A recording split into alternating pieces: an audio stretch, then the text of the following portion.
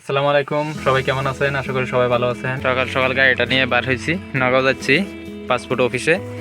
অল্প কাজ আছে, পাসপোর্ট অ্যাপ্লাই করছিলাম তো, তাই জানেন তো।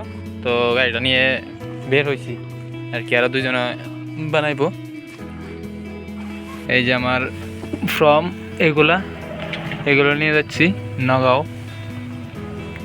তো দেখতে থাকবেন, কি কি লাগে বলে দেবো ভিডিওতে ইনশাআল্লাহ। তো আজকে আমি পাসপোর্ট বানাবার জন্য যাচ্ছি, অ্যাপ্লাই করছিলাম কালকে। আজকে আমাকে ডাকছে নগাঁও অফিসে, তো পাসপোর্ট অফিসে ডাকছে আজকে আমাকে। যাচ্ছি, আজকে কি হয় দেখি, ইনশাল্লাহ হয়ে যাবে। তো যদি সমস্যা না হয় আর কি। তো বাংলাদেশ যাবো, তো তাই পাসপোর্ট বানাচ্ছি।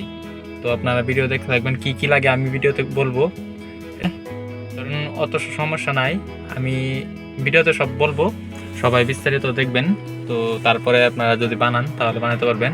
আমি আগে করে নিয়ে আসি, তারপরে আমি ভিডিওতে আপনাদেরকে সবাইকে বলে দিব। হ্যাঁ, তো পরে স্টেপ আমি বলতেছি। তো জানেনই তো, আমি গেছিলাম নগাঁওতে, আমাকে ডাকছিল, যদিও ডাকছিল তথাপিও গেছি। যাওয়ার পর আমার যে জন্য আমাকে ডাকছিল, তো সেটা কমপ্লিট হয়েছে আলহামদুলিল্লাহ। তো এখন আমাকে থানা থেকে ডাকবে। থানা থেকে আমি যখন থানা যাব, পুলিশ ভেরিফিকেশন সেটা হয়ে গেলে বাস ইনশাল্লাহ আমার পাসপোর্ট কমপ্লিট হয়ে যাবে, আমার বাসায় পৌঁছাবে পাসপোর্ট। তো আপনাদেরকে আমি বাড়িতে গিয়ে ওইটা আমি দেখাই দেবো, কী কী লাগছিল, প্রমাণপত্র ডকুমেন্ট কী কী লাগছিল সেগুলো সব দেখাবো। আর আশা করি সবাই ভিডিওটা দেখবেন। নাম্বার ভোটার আইডি লাগবে, দ্বিতীয়ত আপনার আধার কার্ড, তৃতীয়ত প্যান কার্ড, আর অবশ্যই ড্রাইভিং লাইসেন্স থাকলে ড্রাইভিং লাইসেন্স দিতে পারেন।